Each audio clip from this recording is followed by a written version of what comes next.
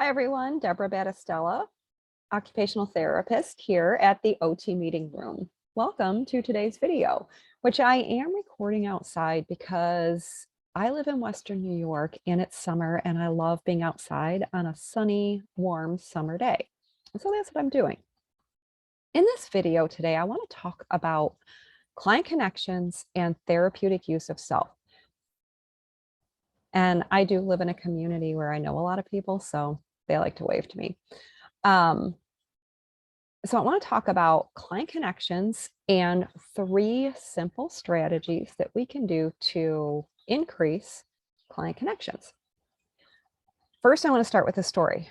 So in taking care of myself, I had a couple of appointments recently with healthcare providers, and they were very contrasting appointments, experiences, and I want to share that experience with you and help. Maybe you'll feel what I felt in the experience, and maybe you'll get some ideas for your own practice.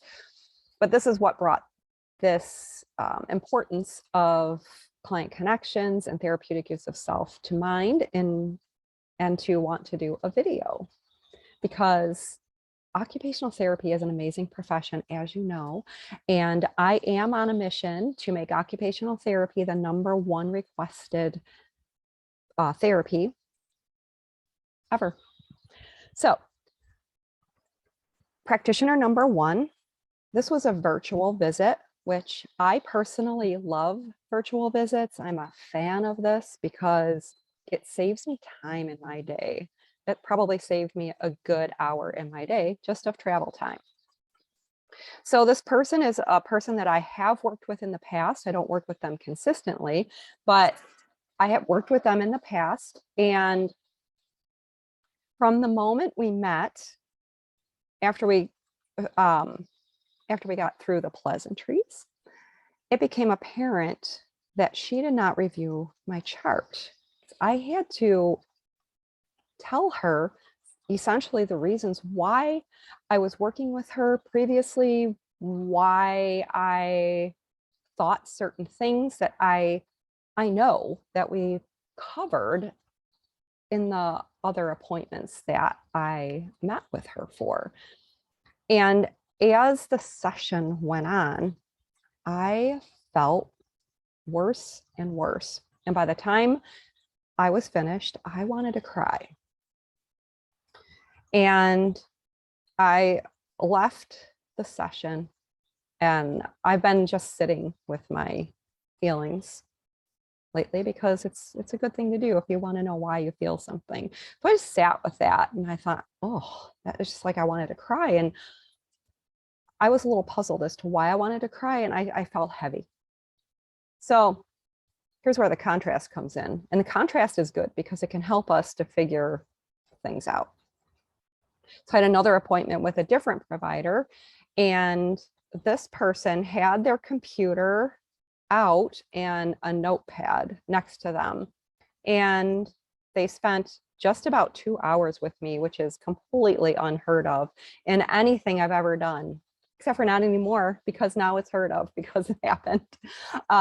So this was our initial appointment, and we spent 2 hours together getting to know each other. She wanted to know about me and my family. She told me about her and her family. She explained why she is doing this practice the way she's doing it, because she's tired of the medical model and she wants to be able to connect with people, find out what people need, and truly help people. And she wants to provide care in a meaningful way that feeds her soul as well. So I felt heard. I left that appointment. That was an in-person appointment. And I left that appointment feeling lighter, feeling like this person can help me. And then, reflection occurs, and I compared the 2 experiences, and I realized that I felt like crying the first appointment because it felt like work. It didn't feel like I was heard. I felt unimportant. And so in thinking about all of this, and thinking about the person who spent 2 hours with me. She cares to help me. You know, she went to school to do what she does, and she cares about people. So what does this mean for us as occupational therapy practitioners? I am sure that in the course of your career, in the course of your days, you've had similar experiences. And I'm pretty sure that you went to OT school to help people. And as the world is changing, as systems are evolving, care needs to evolve with it. And things have become very fast paced. I know here in the United States, insurance is driving a lot of the way therapy is being provided. And a lot of people are not happy with their positions in providing the care that they are told to provide. And it becomes an ethical dilemma, and it becomes a personal life choice. So I have 3 tips, 3 things that I would like us to think about. And they're all simple. They're simple strategies for providing good quality care and maybe up-leveling your practice, or maybe you do these things already. And if you do these things already, then I want to say thank you, because you're the kind of person that people want to receive care from. And you're setting an example for those that you work with. And if you don't do these things already, it's okay. It's an opportunity to learn. We're always all learning. And every person, you, me, our colleagues, the people that we serve, we're all doing the best that we can from a level of awareness that we have right now. And if we don't know something, it's impossible for us to do it. So let me get to these 3 tips. So I'm going to talk about paying attention, being attentive, being prepared. I'm going to talk about judgment, letting go of judgment, and then bringing your own personality to your practice. So number 1, attentive. Paying attention and being present with your clients when you're with them makes all the difference in the world. Do a little chart review, know what you're walking into. If it's the first time you're meeting someone, take a moment to get to know them, to introduce themselves to you, to tell them a little bit about you and why you're there, and get to know them. Be with them so that they feel a connection to you. I have notes right here that I have to look at. So one of the things that I've noticed over the course of my many years working in the medical system is that the medical model here in the United States seems to promote this concept, this notion that providers are a little bit better than the people that they serve. And that is not true. The people that we serve are people, and they are somebody to someone. They have brought their gifts to this world, and they deserve to be seen and heard and helped. And I know one of the things when I had a full-time job for many years. I had this full-time job at one place, and I worked many Saturdays in an MRU. And it's so interesting that I noticed with one of my PT colleagues that people often confused us. They thought we were each other. Many people would say, that's the best therapy session I've ever had. And I know that I didn't do anything more special or different than what other people do, except I would sit down and chat with them. If a lot of times in the MRU, I was working with 2 or 3 people together, I would get my people together and we would interact. And I think that I just made it lighthearted and fun. So there's a level of attention that you can provide to people, bringing in information about them, things that they value and care about, and doing a chart review. And going in there somewhat prepared shows them that you've taken the time to prepare and that you care about what you do and that you're good at what you do. So tip number one, be attentive, care about people, care about who they are, and build that therapeutic rapport. So one of the things that we do pride ourselves on in occupational therapy is therapeutic use of self. The therapeutic use of self involves learning some skills and growing in those skills. And I would like to ask you, what are the skills that you're really good at, just naturally good at? And what are the ones that you need to grow in? And how can you use the ones that you're really good at to form that quick connection with people, to help people feel safe, to heal with you? And what are the ones that you need to grow in? I'm going to stop there with that.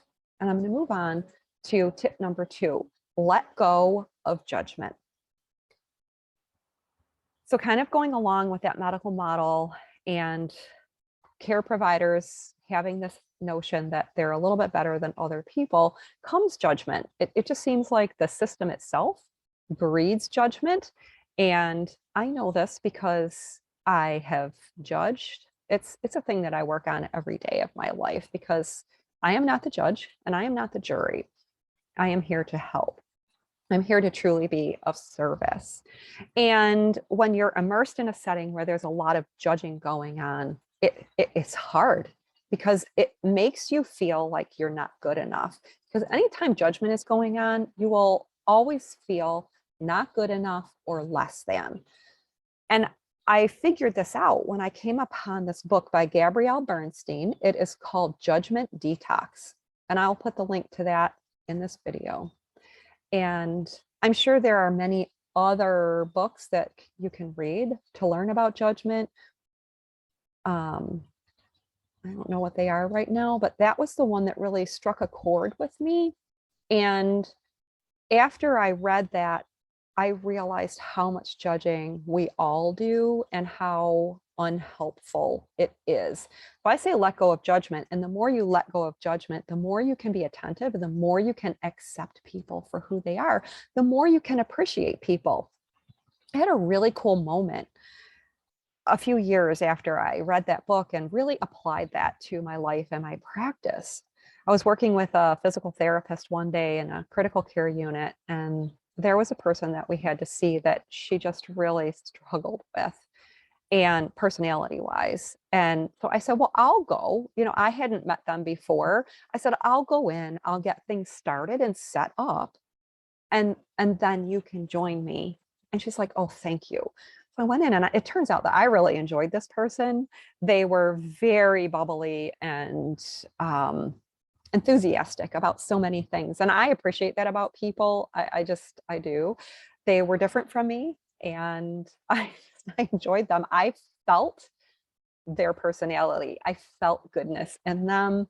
And they were willing to do everything that I asked them to do. And so the PT came in and we finished up what we had to do. And, the one thing is we really were very big on getting people out of bed and having them sit in a chair. Well, this person was pretty mobile and they wanted to get back in bed. And I don't care. If you want to sit up in bed, that's fine. They got up, they moved. And so I didn't see this as being a problematic thing for this person. And so I just let them get back in bed. And when we left that room, the physical therapist said to me, you are truly an angel. I'm not an angel.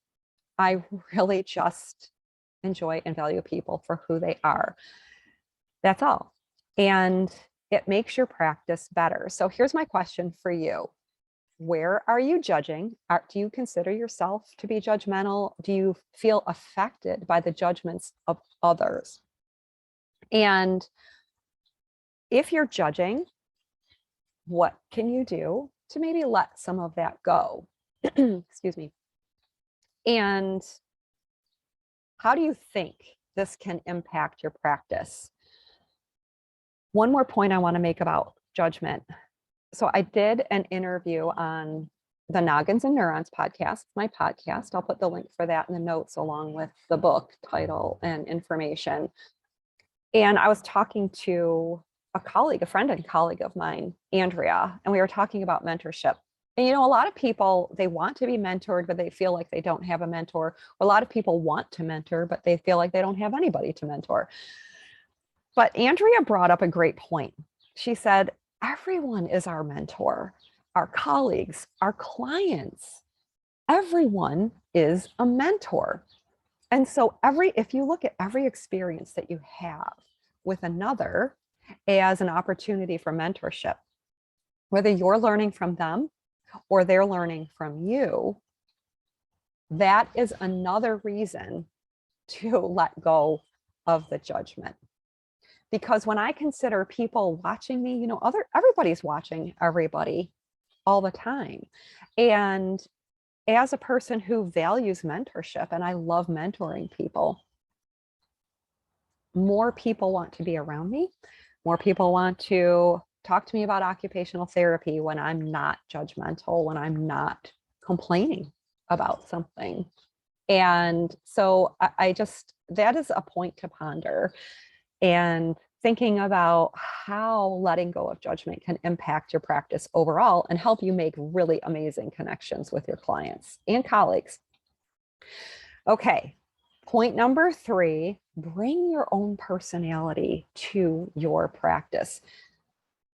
This is why people enjoy you. And you're not going to be liked by everybody, and that's okay. You don't have to be.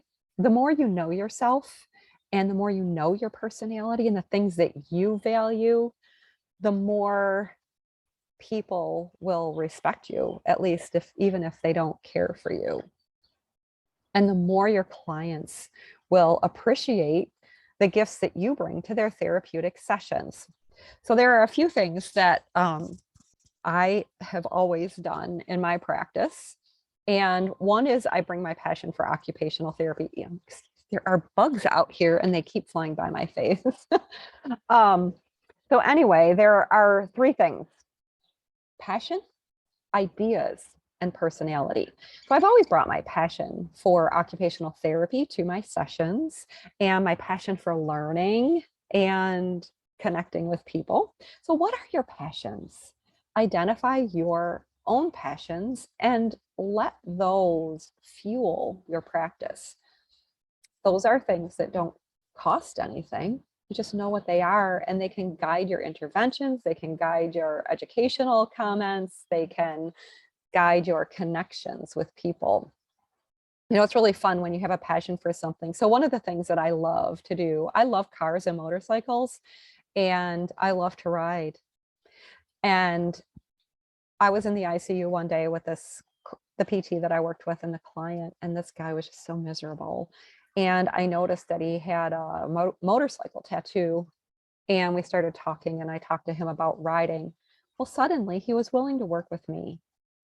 I was able to make that connection with him. And the PT even said, wow, as soon as you brought up motorcycles, he was so much more willing to participate.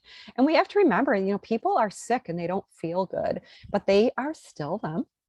And so again, there's that paying attention, using your observational skills, just noticing something, a tattoo or a marking or a comment that someone makes.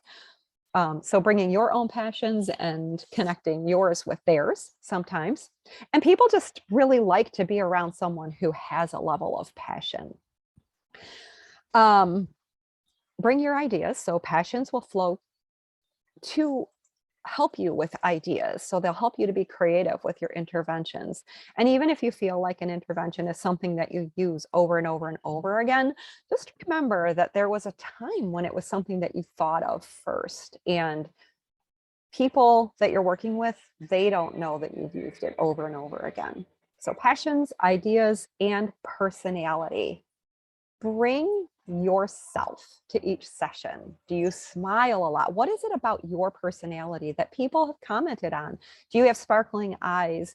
Do you bring lightness? Do you bring your kindness and caring?